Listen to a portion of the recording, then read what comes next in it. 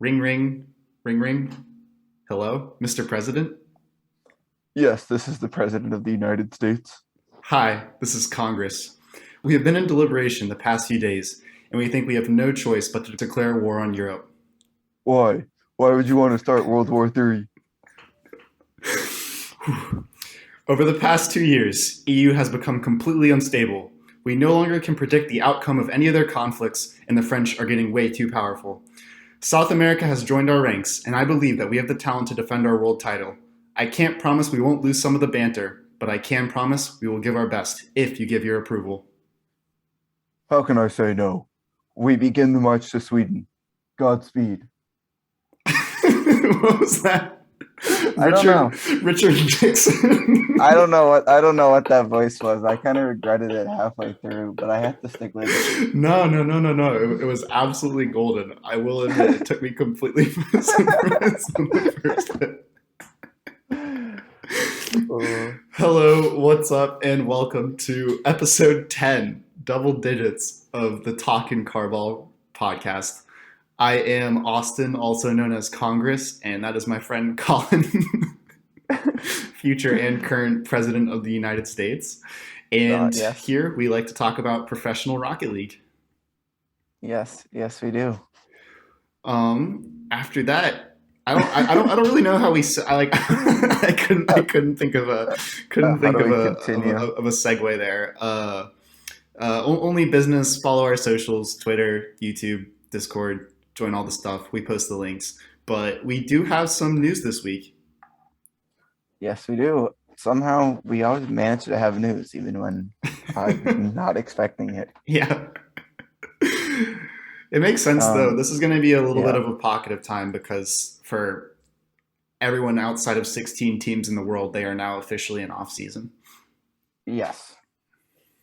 So it'll be a lot of unofficial news coming out in the next few weeks, I think. Yep. But to start, we have Solary has released Virtuoso. So their other two members, Parka and Kisai, are looking for a new third. Yeah. And according to the memes, they'll win the next major if they just do what Endpoint did and pick up someone insanely correct. Yeah, Parka and Kisai, slightly different players than Relating Wave and Metsonoris. No disrespect to them, but not quite at the same caliber. So I would be a little bit surprised, but who knows if they find a third young Frenchman who is even half as good as Saiku. I think they stand a shot at doing some damage. Yeah.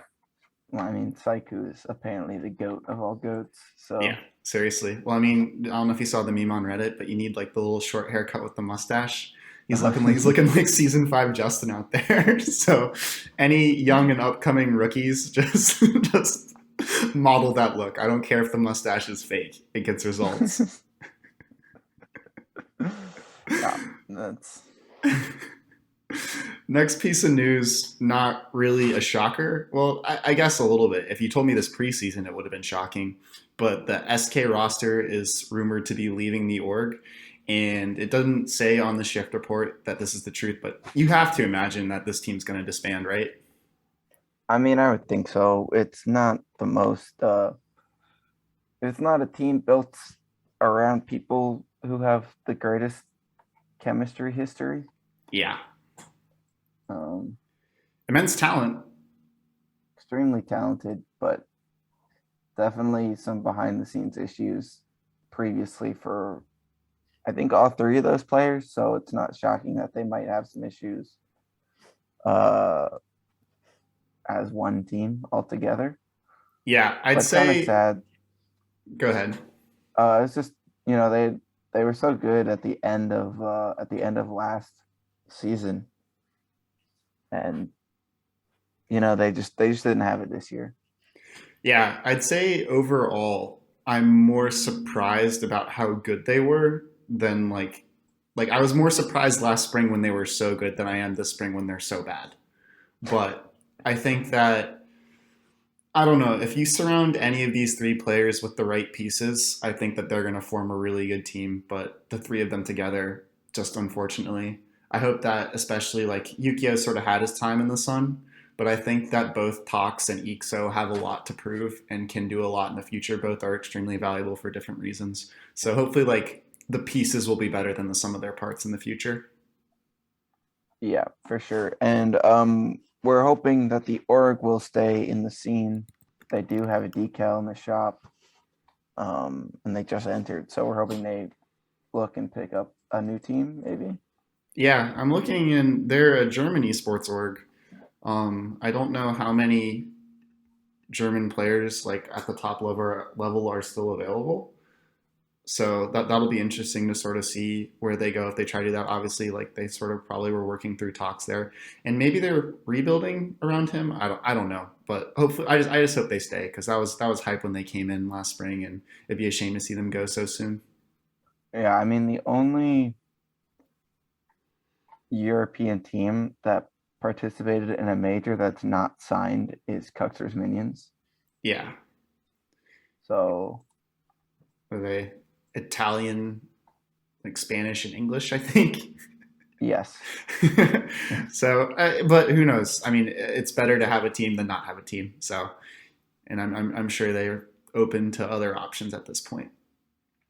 But I yep, think that sort of wraps it up there. You know, we've talked about the failings of SK a lot. I think they've been awarded stinks at least once. So can't say can't say we're shocked.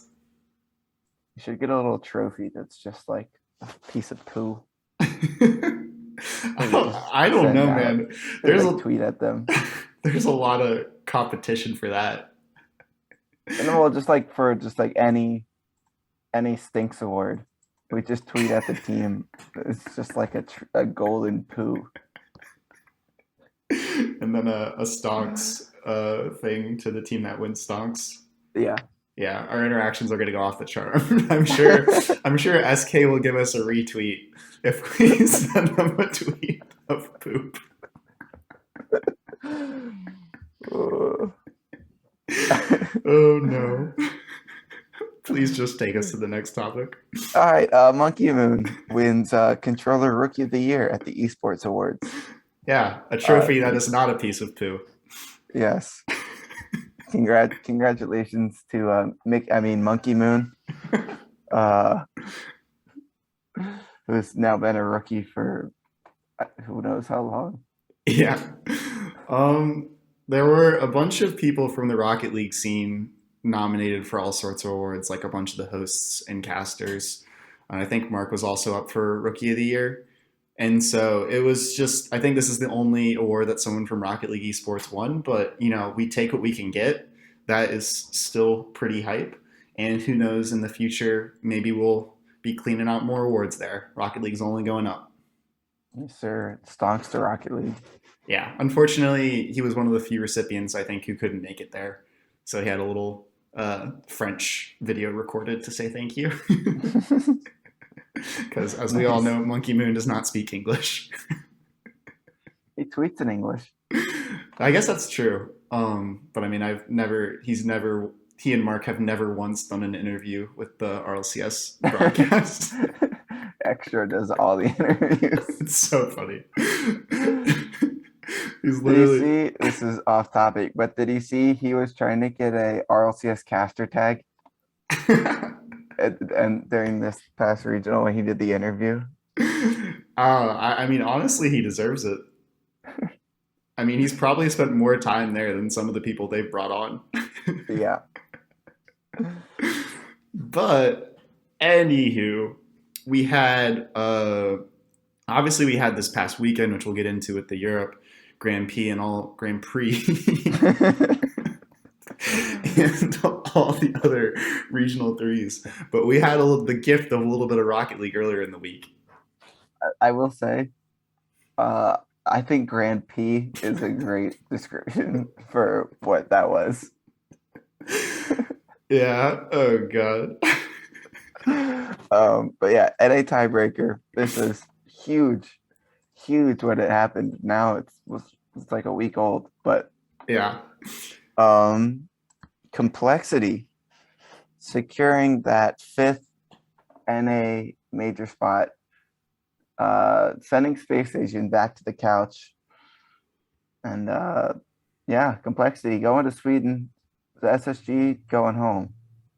Yeah, I mean, massive, massive respects to Complexity. They got a lot of flack coming from Sam, where they pretty much could have, I'd imagine, had a guaranteed spot at the major, but they wanted to come here, wanted to improve, and wanted to test themselves, and they did exactly that. I just absolutely like loved the scenes. Just the vamoses on Twitter were absolutely everywhere. Yeah, I don't. Everyone, it seemed, outside of Space Station fans was rooting for Complexity. Yeah. Every single pro was like hyping up Shad. For good reason, man. The dude's Yeah, insane. it was it was really interesting to see. Um, I guess Space Station hasn't made a lot of friends over Yeah. the past year. I mean, anytime there's like an interview talking about space station teams, just talk about how much they hate playing them. So I think Yeah, there's a lot of people excited to not have to deal with that on land. But banter from pros is one thing, harassing a public figure is another, and the I think the community went a little bit too far. I don't think that people should be taking stuff that Reddle says like personally or seriously, especially like outside the players. So like don't kick a man when he's down. Just some of like the hate I saw just because he's sort of like he's put himself in that position, but that doesn't give you a right to attack him. So a little bit of a sad moment. I wish more people were just celebrating the complexity win, but it is what it is. yeah, for sure. The But one this thing was a. Oh, you go. I was gonna say, this was like one of the ugliest series I have ever seen, which was really cool because I think, I mean this in the best way possible, but it's a preview for land, where when the stakes here are real, to just see how teams play differently, where they have to rely on the fundamentals. And both teams looked incredibly nervous for good reason, but it turned out to be a banger series. Yeah, game seven. I think the nerves is definitely what it is, and we're gonna see a lot of that at LAN. Um, which we'll get into that a little bit more in our LAN previews in what 2 weeks, one Yeah, week, whenever we do it right before LAN. But this game seven, crazy series. Yeah, it was strange because I would consider Space Station at this point, like they've all been around for a little bit. All three have been to land, and so you'd sort of expect them to be pretty polished in pressure scenarios. But there were a lot of it was very strange. There were ground double commits where they would both just go for like a dribble play at the same time, and then they'd lose all their momentum and they'd just be stuck in the most awkward place. And even like Sipical, who is usually just an absolute robot that plays almost perfect Rocket League, don't want to like harp on singular mistakes, but he did have a pretty big beef in the final game. But Complexity were able to sort of control their emotions a little bit better, I'd say. Yeah, that and just make a couple pretty insane plays early on, get the momentum going. Yeah.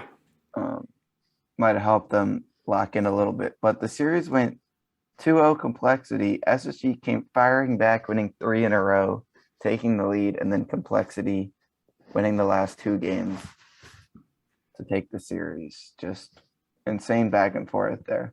Yeah, it felt a little bit like deja vu from the Phase series, where Complexity were down 3-2 and they like were able to sort of scuff their way through game 6 but then lost in game 7. But this time they held that composure. And the praise for Shad was right. This entire series, he was an absolute menace. They're just Complexity are so fast. It's like we'll get into later, but I was watching a little bit of the Sam regional, and you can see their origins. And they found a way to not only bring that speed to NA, but also be able to adapt to sort of the more methodical play style. Yeah, definitely very excited to see Complexity in Sweden. Should be really fun. Yeah, only thing I have to say to cap it off is vamos. Vamos. All right, let's go to Europe. I would rather not, dude. So as apparently is tradition, the teams we root for in positions to qualify for LAN go 0-3 in the Swiss. Um, so yeah, disappointment Yeah, for Austin, yeah. I'm but just I'm just sad, man. it's big sad. I was so excited to see Cash on land. The dude, like, I don't know if you've seen like him in the player cams, but he is so hype. He's just losing his mind every time anyone on Misfit scores in every single game they play. And he played a 2v2 LAN with Relating Wave before the season started, and they won. And so I was just so I thought that this team, if they made LAN, he was gonna absolutely have a breakout performance. So I'm sad that we just got robbed of that. Yeah, it'd be good to see him not surrounded by the void either. Yeah. See what the other details of his body look like other than his face. Maybe get a look. I'm gonna stop that there. But Um, yeah, so Endpoint won their second regional. Kind of surprising. They took the number one seed in Europe. And then what everything else happened. So I guess we had all five teams clinched the major spot. So it's Endpoint, Dig, BDS, Semper, and Vitality. yeah. And so versus our predictions, and sort of I feel like the consensus was that it would sort of be a fight between Semper and Vitality, but when Misfits died, it left the gate open for other teams like EG to try and sneak in. And they Yeah, were they were looking real good on the day. If we want to sort of like go through the Swiss, EG actually topped it off, going 3-0 and went 9-1 in their games, taking down BDS and Semper in convincing fashion during the Swiss.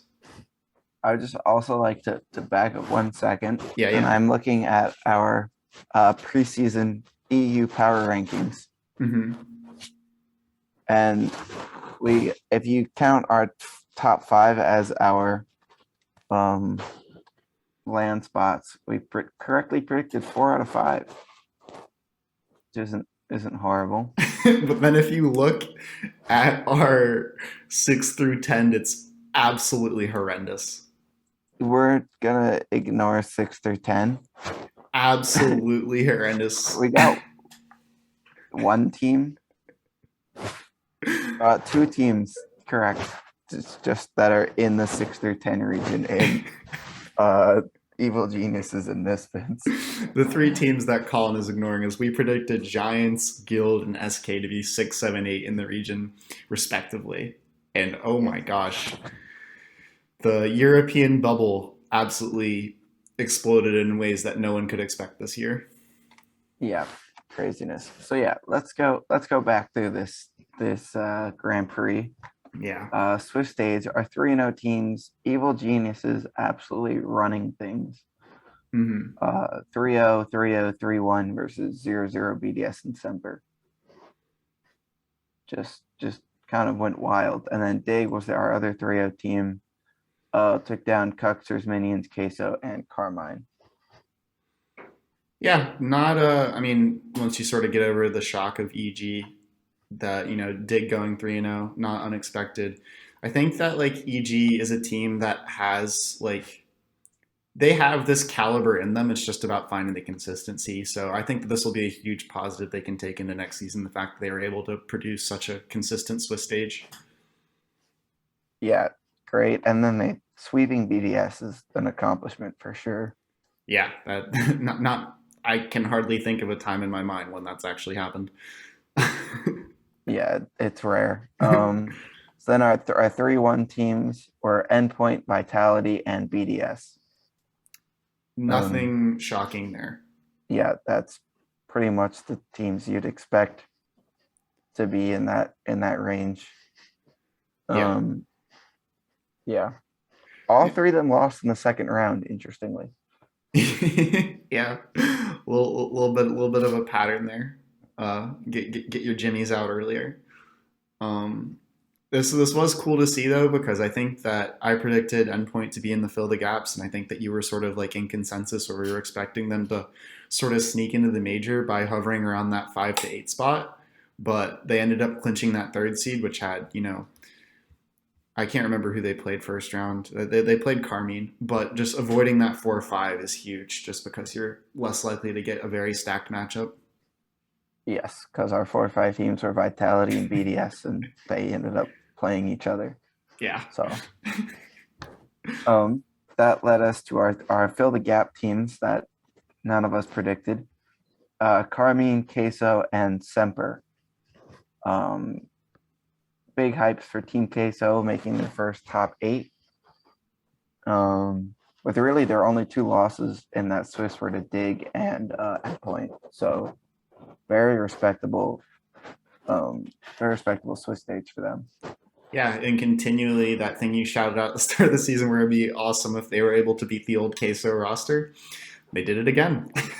Yeah, they've done it. I think every time, The to fake be honest. Spaniards dominate the real Spaniards. Yes. Let me.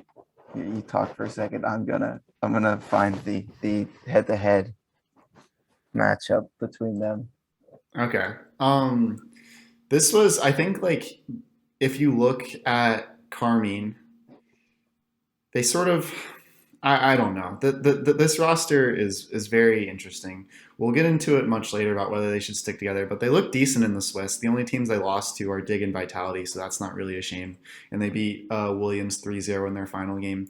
And then Semper, I think that this was sort of like their peak weekend. They beat SK, beat Vitality in Game 5, lost to EG and BDS, two of the hottest teams in this tournament, and then beat Cookser's Minions. So I think that that was like good foreshadowing for them going into the elimination round. But our 8 teams that did not qualify, our 2 and 3 teams heartbreak round were FC Barcelona, Williams Resolve, and Cookser's Minions. And so I think that, obviously any team that makes it this far and doesn't make it will be sad. But I think that being top 12 for any of these for any of these 3 teams is a pretty huge accomplishment, especially Barcelona only making the last 2 regionals in Cook Series, this being their first time showing. And they played their first series, I think, with a substitute where they got swept by Dig. So in series where they had their full roster, they went 2-2. So shouts out to them. Cooks leading the youthful charge is always always welcome to see. Yeah, definitely for them. Williams might have obviously been looking to get that top 8 again, but Mm-hmm. I mean, top 11 isn't bad. Yeah, They I think we're on the outside of that bubble that could have possibly pushed for land, but was always going to be unlikely. yeah, they were sort of in a similar spot with EG where their only chance was like through other teams sort of messing up and them going absolutely insane. So they weren't able to quite pull that, but still something to be proud of. Whole split to be proud of, honestly. Yeah. All right. And then our 1-3 teams, Vodafone Giants, 0-0 Nation, and SK. And I have pulled that stat for us. Vodafone Giants in RLCS 21-22 are 0-3 against Team Queso, losing 1-3, 1-3, and 2-3. I think it was Strife in our Discord also pointed out that the team that like Vodafone Giants always the only team they beat is one of the teams that goes 0-3. So they get dominated by Team Queso and then they beat the teams that are really struggling on the day. So once again, not the best split for good old VG. Yeah, they finish 15th in the region, going 1-3 every single time. Yeah. Um, They you were know, at least they're consistent. they were top 6 in all of Europe last year, and we're from winter to spring. We're one of probably like a top 4 roster. So I don't know if I would. I guess we were before the season started. We were worried about consistency, and so I guess they found that. So They found consistently. They're just consistently disappointing. yeah, Um, but yeah, 0-0 is going to be disappointed with their 1-3. They had a shot at LAN as well, and we talked about SK earlier. yeah. 0-0 lost to Game 5 series to Barcelona and Williams, so that's going to sting a little bit. But Yeah, chin ups, two of their direct competitors there. So, yeah. but I think they had a better split than pretty much anyone was anticipating. So Yeah, they kind of died in the spring, and by that I mean like the core of Breezy and Hibbs. They that singularity looked real bad crossing the finish line there. So they're definitely on an upward trajectory. Who do they even have as their third? Because they started with Smilla, then they went Scrub. Yeah, I can't remember. We tried to figure this out, I think, at the start of the season, um, and it wasn't good. If you want to talk, I'm gonna try and figure that out. Okay, I was in the middle. But yeah, so our O3 teams, this is why Austin doesn't want to talk.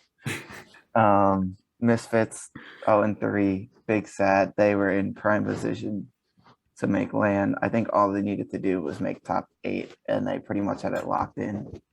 And Heroic also big disappointing. It was their first event under the new org name, and they did not really come to play going 0-3.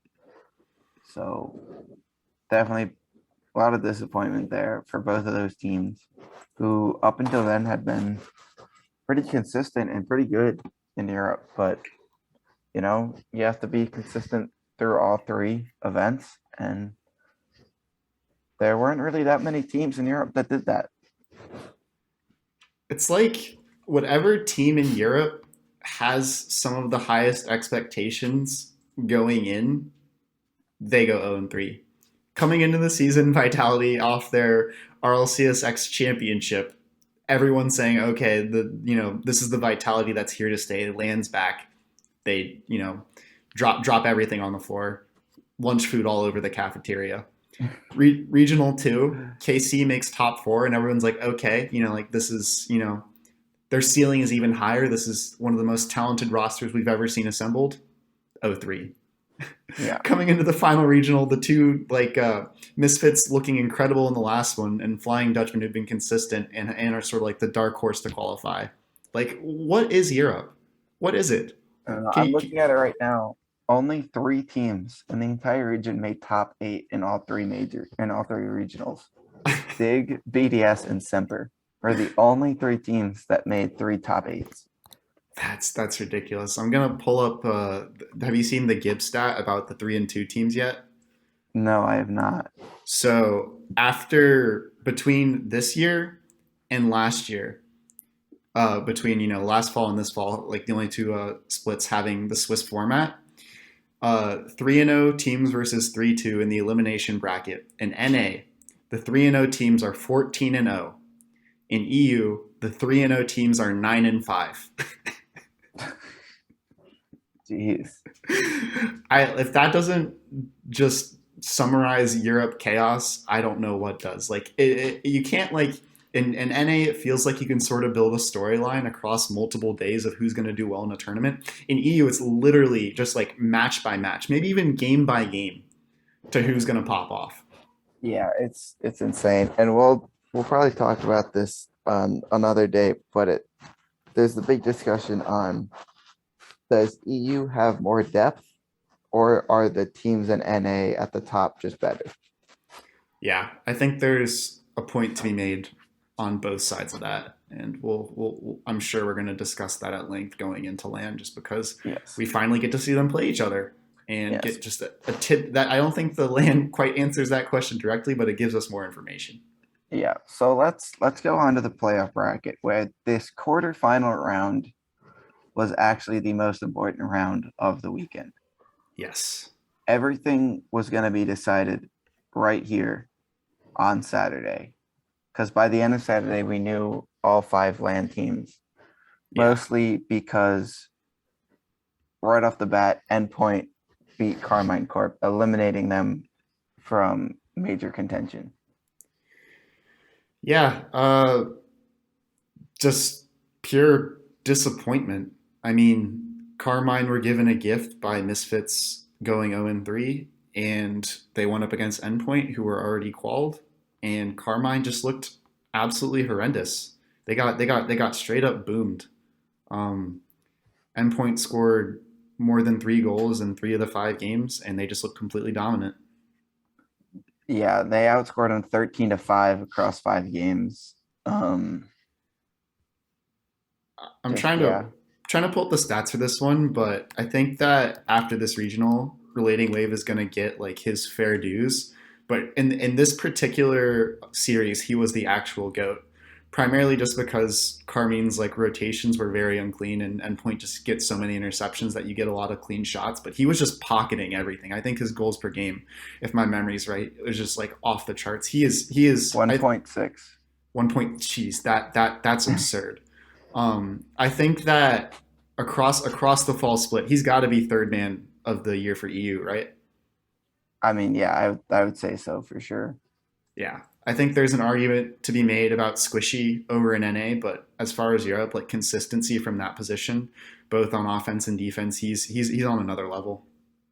Absolutely. Just that whole team is just it's exciting to see them play. They're so good and just kind of out of nowhere.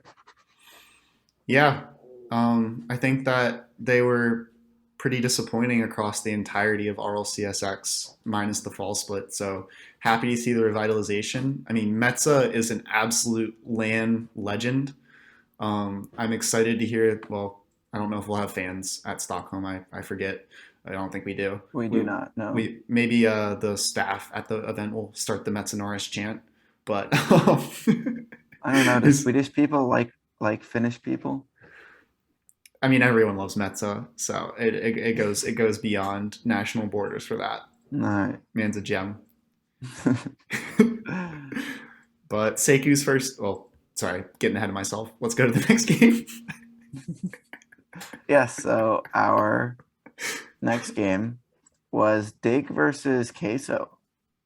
Um, Queso Dig at this point had already qualified. Queso needed to win the entire event to qualify. So this was our lowest stakes matchup of the playoffs. But it was still exciting. Game 7, Team Queso came out really hot. And then they gave up they won the first two games, gave up like a 0-second goal in game 3, which they then won in overtime. Which kind of was the turning point in the series. They then won the next two games to go 3-2. Queso snuck one by in game 6, and then Dig won in game 7. Yeah, I think the important thing to highlight here is it showed Queso can punch up above their weight. They're still not like quite there yet where they can get the knockout, but I feel like across like the regional, they've been continually improving against the teams that are sort of in a tier above them. And so I think even though they weren't able to pull this out in the end, this was a really exciting series, and I think it was a great showcase for what Queso can do against a really really good Dignitas roster. Yeah, and this Queso team is still like extremely young. I think coming into the season, they had someone said like somewhere around like 20 to 30 total like RLCS games played Yeah, combined. So still really young, and to see them getting top eights and competing with the best of the best is exciting. yeah. I'm looking at their played matches this year, and I'd say probably just off the eye test, about 80% of their losses are against teams that are going to Sweden. So all in all, just an incredible split for them, and this was a nice little cap. Yeah, and shout out to the org team Queso for always picking up a team that does well somehow Yeah, they got it. out of nowhere. They have really good scouts, man. This is two in a row, two absolute gems. So yeah. Um Dig won that 4-3. And then our next series, Team Vitality versus Team BDS. This was an interesting one. Um, I don't know about you, but this felt like the definition of a revenge series. Yeah, so a lot of stakes on this one. Vitality needed to win this to ensure they were going to Sweden, right? If they won this, they were going. Yeah, I think so. Um, and if they lost, they needed to rely on Semper to get a win. Yeah, And this was a close series. Every single game was one goal, but BDS won every single game. Um, every single game with the score was 2-1. We had over 15 minutes of overtime. But yeah, BDS taking revenge for that European Championship last season. And this was the first time that those two teams had played the entire season. Um, Obviously, because Vitality had their rough run in the first regional, and then they just didn't match up last time. And so I remember, I think it was in one of their like sort of like pre-show things they did. They had an interview with Extra and just talking about how much they had a chip on their shoulder against Vitality. And so like Vitality only really had themselves to blame for sort of sliding into that 4-5 matchup. It's a little unlucky to draw BDS, but BDS were not going to let this game slip through their hands. No, but on the other hand, in the post game interview, Extra was asked, "Would you rather have Vitality or Evil Geniuses at LAN?" And without hesitation, he said Vitality. Yeah, I think that's Um, more like the competitor's mindset of wanting to beat the best. yeah, and it also helps your region out to possibly get if Prime Vitality shows up at LAN, they could potentially get an extra world slot by Europe doing really well at LAN. So Yeah, I don't think there's anyone in the scene who isn't excited to see this Vitality roster play on LAN. but also it would have been really exciting to see Evil Geniuses on LAN. I'm just honestly, it's just exciting to see any team play on LAN. Yeah, I don't think there's a team out there that'd be like, man, I really don't want this team on LAN. I love how much we just give like the most vanilla like opinion where we're just like, oh my god, so excited, oh my god, so excited, but it's just true. Like it's just so exciting to have it back after this really long drawn out online era.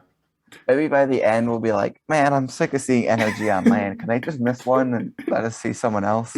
Yeah, you guys got to give us a free pass for it being the first one. But yeah, so BDS uh, beats Vitality, making Vitality sit and wait and watch the next series to see if they're going to Sweden. So at this point, our next series was Evil Geniuses versus Semper. Semper had already qualified for LAN with Vitality losing, Mm-hmm. I believe, correct? Yes, they Yes. had. So with Vitality losing, Semper gets there past the Sweden, and then they're playing Evil Geniuses. E.g., if they beat Semper, they're in. If they lose, they're out. That's the situation going into this one. Yeah. Take us through this one. Um. So we'll start off right off the bat. EG looked really good. They were playing super aggressive, really bump and demo heavy, and just making things really not fun for Semper. And they were able to grab the first two games. And if you were looking at the player cams, like vibes looked high, the play style was working. Like what could go wrong?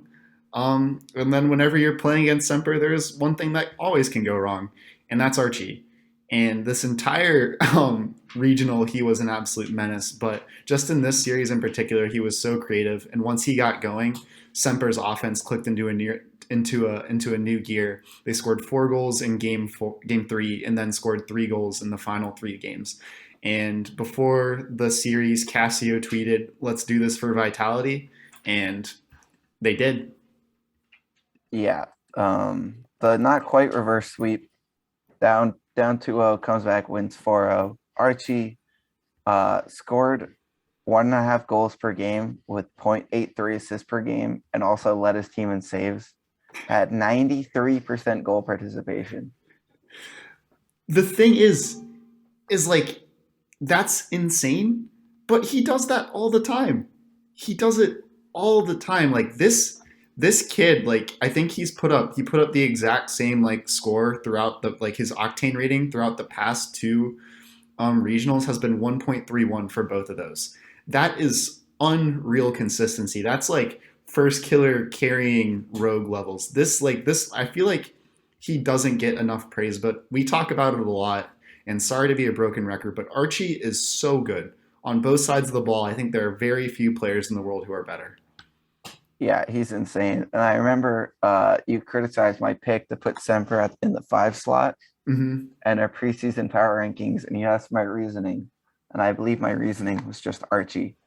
Yeah, So uh, and I will eat my words there also too, where I was a little worried about what Chaussette would bring to this team as far as offense. And what he brought this tournament was slotting the ball. His shooting was pinpoint, especially in this series, which when you have Archie creating so many opportunities is essential to capitalize. So yeah, shouts out to you for putting them up there because I was skeptical from the start. Yeah, so tough for Evil Geniuses to come so close, to start off so well, and then lose four straight. But still, from where they were last year, which was a team that no one had even, I don't even think they existed in the first two splits, Mm-hmm. to Yeah, coming out having that great grid performance in the spring, and then now being 2 games away from being at LAN. yeah. Um, they're trending up for sure. They're going to be one of those teams where it's starting to get to the point where I'm going to be disappointed when they're not top eight. They're very much getting to that level. So Yeah. All right. So that takes us to Sunday. At this point, all the LAN teams had been decided. We're just playing for seeding. Um, so it's not the most exciting thing, but Endpoint beat Dignitas 4-2.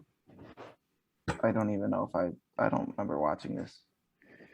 this this was a little shaky from Dignitas. They looked a little bit like they're themselves from the first regional. So if you're a Dig fan, I think that this series will be slightly worrying. But I think it said more about how good Endpoint are that they were able to sort of like pick apart Dig's rotations and make them sort of bring the double commits back out. Endpoint just like I think Gregan said it before the first series on Saturday, but their play in the midfield is just incredible. Metza and Wave are so good at 50s, and Seku's always there to sort of take the space that they create through that, and so they just absolutely um, abused that fact that they were able to do that over Dig, which winning the 50 battle against Dig is not an easy feat. So that was pretty much what happened here, and it just sort of like Endpoint on the day was the best team in Europe. Yeah, for sure. Also, I wanted to go back a little bit and give a shout out to Gregan uh, with a great re-debut or debut on Mm-hmm. the in the casting booth to come out in game 2 of that Vitality BDS series. Shogun's his co-caster's computer died, and Gregan then had to cast an 8-minute overtime by himself. Yeah, Uh, absolutely unreal. I think I tuned in like 2 minutes into that OT, and I was like, "Man, Gregan, pass the mic, buddy." But no, he did fantastic for what a way to sort of be thrown to the wolves. yeah, for sure. So yeah, Endpoint, best team on the day, beating Dignitas. Our next one was Team BDS versus Team BDS Kryptonite. Semper beats BDS 4-2. They just match up so well for some reason. Um, I don't know what it is. They just turn into the most elite goal line defense of all time when they're playing BDS. Yeah, it's sort of like I mean it's a lot like how Envy plays when Envy plays against like NRG or G2, where Envy is just more than happy to just let you shoot just because they know they have Atomic and Mist and Turbo in his own right is incredible at reading the play. And same thing with Semper. They have Archie, Cassio, and Chaussette who are all incredible goalkeepers. And so when they play BDS, like you said, they're just able to turn that to a new level. And I think that this is like they do a really good job of exposing BDS's biggest weakness. So BDS they have this unstoppable oppressive play style, and it's sort of like when they're going against a team and that's not working, all they do is just sort of they're like, okay, we're going at like 80% speed, let's try 85. It's like, okay, we're going at 90% speed, and just like keeps going up until like when they go over 100, the mistakes come out. And teams like Semper and probably teams like Envy are going to be able to pick that apart. So I'm a little bit concerned for BDS going to LAN. Yeah, that they definitely need to work on their adaptability a little bit. Hmm. But I mean, Semper just comes out and plays them so hard. Yeah. But I think BDS will do fine on land. I don't think I would pick them to win, but if they don't make top 8, I think everyone would be extremely surprised. Yeah. And even though that's a criticism, like I'm talking about two teams, I think that can handle that sort of pressure and break that. But I think when you sort of compare it to NRG, where NRG can not only change the pace up, they can also change the pace down. That's where I think they're just a more complete team. Yeah, and shout out to Casio. I've just recently discovered the Octane button on Wikipedia that just takes you to the match stats. I'm Hmm. loving it. Um, Casio with a 54% shooting percentage in this series. Dude, when Cassio's on, he is one of the he's got like Ronicky striking abilities. The That's just he was just slotting. the major when they not major the regional they won last year was pretty much like obviously Archie and Flame played well, but Cassio probably shot about that level for the entire tournament. It was ridiculous. Oh, I did we did forget one piece of news. Was that? Uh, Fergum will not be sticking with Team Liquid. Yeah, You said Aroniki, it reminded me. Team the Liquid's still looking for a new third. the news heard around the world. Um, Bubble Team Liquid will still be looking for a third. They might also should be looking for a first and a second. I don't know. Just sad. Just sad. I don't want to talk about that now. Yeah. Grand finals. Endpoint Semper. Um I didn't pay a whole lot of attention to this. I was being depressed at sports on a field and not on a computer. Um You were watching some what you people. see here? You were watching some people touch some grass. Yes, I was, Uh, unfortunately. you want to hear my tip top incredible analysis of this I do. final? I do. Saiku good. In the first series, Saiku good. In the second series, Archie good, Saiku great. And to back that Endpoint up, amazing. endpoint amazing. Semper pretty good. But to back up what I'm talking about there with some actual numbers, in the first series, Saiku led everyone with 1.17 goals per game, which, to average across game six series is pretty ridiculous. And many of those coming in clutch situations. He's just so good. Like when he slows the ball down, I don't know. We're all just living in his world. And so he averaged well over a goal per game in the first series, and in the second series it was like, okay, like is Archie going to step up to the plate and put down some stuff? Do you know how many goals per game Archie had? I do not. 1.57. Oh my word. Do you know how much Saiku had? 1.6. 1.57.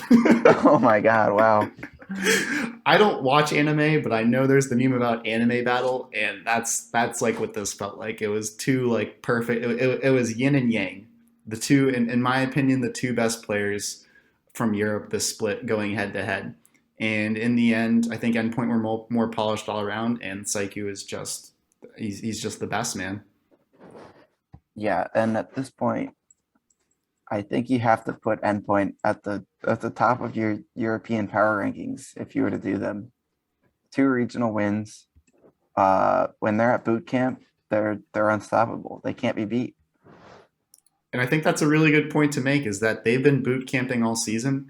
They know what it's like to be in an environment with each other. Sometimes when you take three players that are, used to playing online and you put them all in the same environment, they're not able to like regulate their emotions and it creates bad vibes instead of good vibes. Endpoint absolutely thrive off that. So I think they look incredible going into Sweden.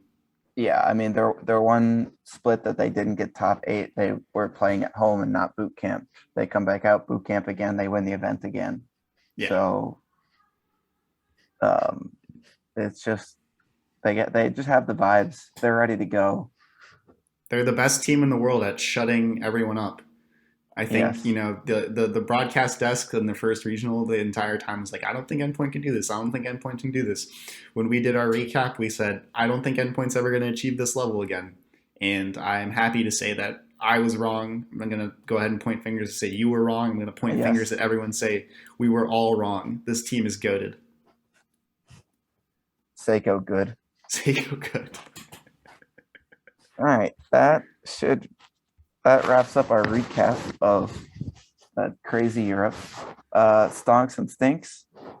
Stonks and stinks. I'll give you the first stonks. First stonks. First stonks. Hmm. Hmm. I'm gonna give it to Team Queso. My boys, top 8. They looked really good. They came out firing, came out fast. They play like absolute lunatics. It's fun to watch. Good on you. Buena partida. Bueno partida. Oh man, I think there's two teams that this award, other than the Homer pick should probably go to, and that's Semper and Endpoint, for all the reasons we've already talked about. So Yeah. I'm just gonna give stonks to the grand final. Both those teams proving a lot by making it there and producing a banger series. So joint award to Semper and Endpoint. Those were the other two teams I was looking at. Yeah, yeah, Um, and then after you did that, I couldn't decide. So yes. Do you want me to do it or do you want to do it? no, I this is my coming of age. I did it for V1, so Yeah, stinks. I will be sending my poop to Misfits Gaming. 0-3, losing to Queso, Cooksier, and SK. Sad. No land. yeah, not good. Also, some real sad boy tweets. Uh, this split from Europe. Arju Yeah, with some sad tweets. Monkey Moon with some sad tweets. I think Rizek had some sad tweets. yeah, man. It's rough out there. Everyone wanted it so bad, but unfortunately, only 15 players get to go. So there's going to be a lot of broken hearts out there. Yeah. And that gives my stinks to our other 0-3 team, Heroic.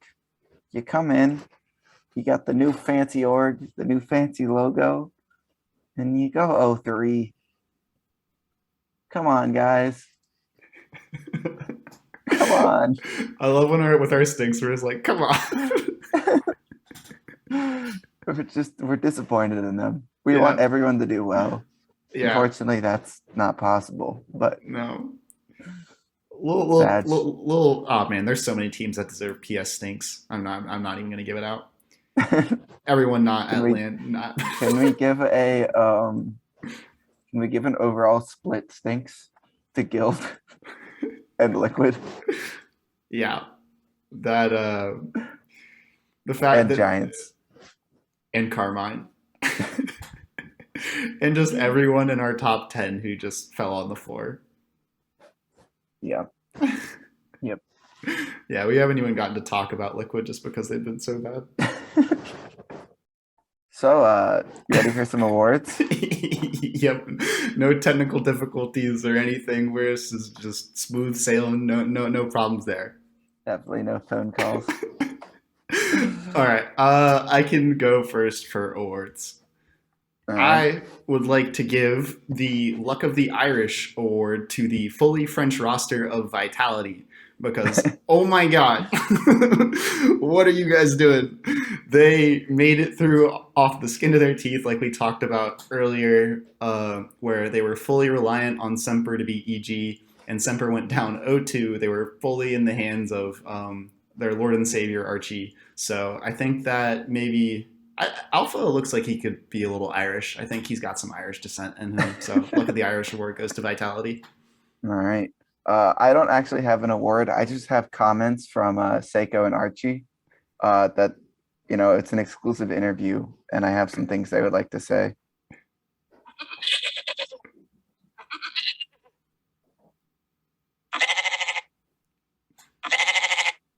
Thank you, Seiko and Archie, for those comments. Um, this was an exclusive interview with Seiko and Archie, two goats. I appreciate them stopping by. Yes, yes. You could hear the two different people saying the first one was Seiko and the second one was Archie. So we thank them. Yeah, this podcast is blowing up. So they came. The first thing they did after that grand finals was message us. Yes, yes. Just trying to capitalize on the moment and get their brands out there, trying to piggyback off us. All right. I respect the hustle. That wraps up EU. Mm-hmm. Um, and I think for the first time of us doing minor regions, we actually watched some of it. Yeah, I think so. So minor regions recap start in South America, where Furia won their event. Let me pull up the circuit rankings points because this region came down. It was pretty close in the end. Era Eternity ended up stealing that second land spot because they finished. There's so many things to look through. They finished only one step behind Noble. So Noble scored 50 more points than them in this major, bringing them to 1 point behind Era Eternity. Yeah, and so what sort of led to that happening was Era Eternity actually lost in the top eight to Novus Aivi. That was a 3-2 versus a 3-1 matchup. And Novus Aivi, obviously that's Tander's new team, were able to pull off the 4-1. And so Era Eternity got stopped short, and their fate was fully in the hands of Noble and Furia off that result. Yeah, so Furia and Noble each won their quarterfinals matchup. I believe that secured Furia's berth into the major. And at this point, it came down to the semifinal, Furia versus Noble. If Noble won, they would go to LAN, and if Furia won, then Era Eternity would go to LAN. And it came down to Game 7. Furia ended up pulling it out on Champs Field. This was the series that I watched in depth just because it was, by far the most important head to head. And I think that Sam looks. Oh, well, I just watched one series, so I can't really shouldn't generalize. But I think in specific, I think like the top three of Sam play at a high enough level to where I think that they will be able to compete on the world stage. I'm not, CJ Stonks and Furia, but I think that they are going to be a really dangerous team. They are with it when it comes to like the challenge meta of coming off the walls and ceilings and breaking things up in midfield. They're also with it when it comes to the bump and demo meta. Noble, specifically Drufinho, was going crazy for demos. I think he had 5 in the first game, and Furia were able to maintain clean rotations despite having their backline being completely disturbed. So I think that these two teams, Era, Furia, and then maybe in the future Noble when they compete at LAN, are gonna be very competitive. Yeah, and shout outs to Endgame. They I don't think had a lot riding on this, but pulling that top 2 in this one actually took the first series off Furia before getting swept back to back. But team I've never even heard of. Yeah, good on them. Yeah, but as he said, Furia won the best of set, sweeping the final 2 after dropping the first series. So Furia riding high as the top seed going into Sweden with Era Eternity following behind. Yep, should be exciting to see them. That was definitely a big weekend because they were not locked in at all coming in. No, it was madness. Comes down to 1 point. Gibbs is so happy that 1 point. Yes. All right. So then we have Sub-Saharan Africa Regional Event 2. Yes. Because they were pushed back. Orlando Pirates took the win. Um, they won the first one, so congrats to them. They are firmly in that first slot for that World Wild Card uh, Championship thing position, whatever it's called.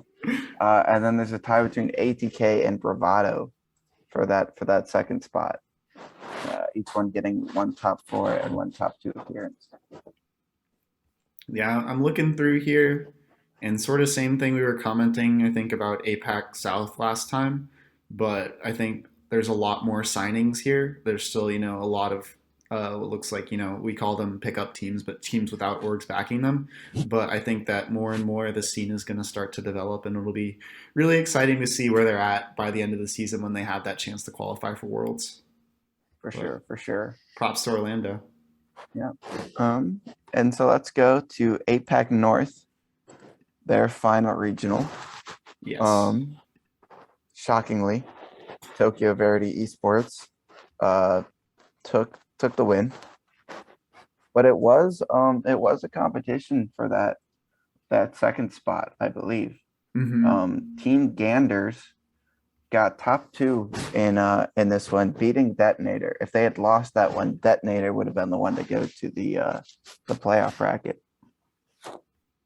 Yeah, huge shout out to them, and they put up a fight in the final of against Tokyo Verdy, which sort of previewed that they might look like a dangerous team going into the qualifier. But props to Ganders for their consistency. They were top four, and top two, so they definitely deserve to be in that spot. It feels kind of weird because I'm speaking like in past tense, but also future tense because they played in the APAC qualifier. But only other thing here, rest in peace, Doomsy. A lot of people were excited Yeah. to see him on land back in person, but that's just unfortunately not going to happen. Yeah, they were one of the teams. So coming into this regional, Ganders, Detonator, and Hilltop Picnic were all three tied for that second spot. But Hilltop Picnic didn't have the best Swiss stage, and so they pulled Tokyo Verdy in the first round and got clean swept and Yeah, kind of destroyed in the process. yeah, that's the danger of not doing well in the Swiss. It has incredibly important implications on seeding, unless it's Europe. But here, you pretty much want to avoid Tokyo Verdy as much as possible.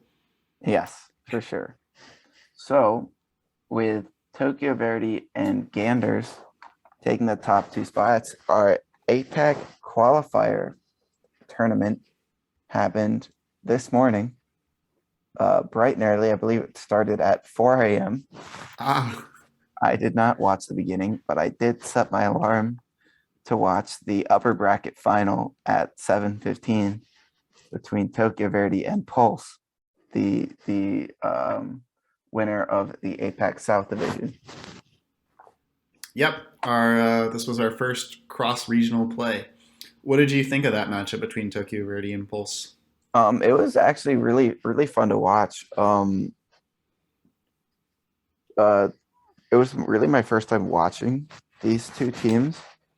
Pulse kind of embraces the name, the freestyle name, a little bit, Mm-hmm. uh, which got them in trouble in the beginning. So they Pulse came out, played really well game one, and took the lead, and then they kind of might have gotten a little too comfortable, and Tokyo Verdy just kind of punished them for it. And I know Verdi Realize is the one that everyone has been praising as kind of like the best guy in that region. But I was really impressed with Maru too, who was pretty much scoring all their goals for them. Um, and Tenna was setting a lot of them up. So Realize might have been a little quiet in that series compared to what people have seen in the past. But the whole team stepped up, did really well. They secured that win, sent Pulse to the lower bracket, and then Verdi came out and with their game advantage swept Pulse in the grand finals. Yeah, and Realize was not the MVP necessarily of that upper final series, but of the grand finals, he absolutely was. I think he proved through this that he is a huge, big game player. In that upper final series, he scored like a game winning air dribble double tap Or I think it tied it at 2-2 with like 15 seconds left, and then they scored a kickoff goal. But then it seemed like every important goal in this final series, and they all the games were close. They were all 1-goal games, even though it technically was a 4-0 sweep. Realize was he was clutching up. Um, Yeah, looking at the stats, he had 1 goal per game and a rating of 1.2, whereas in that upper final, he only had 0.6 goals per game and a rating of 0.8. But Mario in that upper bracket with 1.2, yeah, so 1.2 goals per game. and that's big going into LAN. You don't want to be too reliant on one player because someone may have nerves in one specific game or something just might not be in the right place. So it's good to have a balanced team. But I know Realize has been around for a long time. I think Yummy Cheeseman was talking about on the broadcast about how these guys they have jobs. This is just something they do for fun, and it's incredible to see their 5-year grind finally rewarded. Yeah, pretty insane. Really hyped for them to see them on land, although I'm not optimistic about their chances. Um, the gameplay as a whole was not quite as like fast or as clean. You saw from what I was watching, there were a few more moments of dirtiness, I guess, not like a non-clean play than Yeah, you would see from the top teams in Europe and NA. Some whiffs that you really wouldn't expect to see from the teams competing at LAN from other regions. But I think having these two teams play against each other will help both of them to finally have some good competition. yeah. I'm really kind of sad. Obviously with numbers, it's not really going to work out. I'm sad that Pulse won't have the chance to compete. It's a little weird to sort of have them siphoned off, even though they were the best team in their region, just because I think that Tokyo is going to go. They're going to boot camp in Europe, and they're going to play a lot of teams, and they're going to get a lot better. And like you said, they're going to learn how to sort of polish their game. And I really hope that Pulse doesn't sort of get left behind because this matchup is really hyped to have. Yeah, and I would expect this to be the final between, as long as things stay the same they are, which they never really do. But I would expect this to be the matchup for most of the APAC qualifier matchups because these are clearly the two best teams in their respective regions. Yeah, and I look forward to that to come, and I hope that Pulse takes this as a moment just to grind even harder and get even better. Yeah, and even like it kind of shows that I don't know about the whole depth of APAC, but to see Tokyo Verdy beat the number 2 team in APAC South and Pulse beat the number 2 team in APAC North, Hmm. just shows that these really are the two best teams as a whole. They both swept their opposition in the first round. So, I mean, these are the two best teams in APAC, no matter what which region they're specifically in. Yeah, it'll be exciting to see if they do a Swiss stage. Obviously, I think they're probably Tokyo's going to pull a really hard team, but I'm really excited to see like random minor regions play each other. Like I want to see OCE APAC. I want to see Sam Mina. Like it's gonna be awesome. Yeah, for sure. So that gives us all 16 teams going to the fall major. Yep, book your tickets, boys. You earned it. And if you go onto the Wikipedia page, it has everything listed out, all the teams, all the players. I don't know if we actually talked about this, but I don't remember when it happened. But huge news for Kami getting that quarantine spot. So he lives in New Zealand. They have really strict quarantine rules, and he was able to get lucky on a 10% lottery to book a room to quarantine on the way home from LAN. Otherwise, they probably would have had to play with a sub at LAN. Yeah, no, extremely hyped. Just a reminder how lucky we are to be even getting a LAN and knocking on wood and every remotely wooden surface I can find in the room I'm sitting in. That stays the way it is. But yes, that's the world we still live in, and it would have been a real shame if Renegades would have had to go to LAN man down just because of that. Yeah, we're hoping that that restriction will be lifted by the time the winter lane comes around, because I would doubt he'll be lucky, but they are on pace to do so. So Yeah. go get your vaccines, New Zealand, Yes, sir. and everyone else.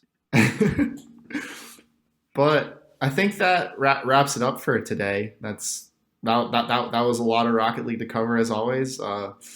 Exciting to have games with what felt like real stakes. And we'll have a lot of more stuff to come in the coming weeks.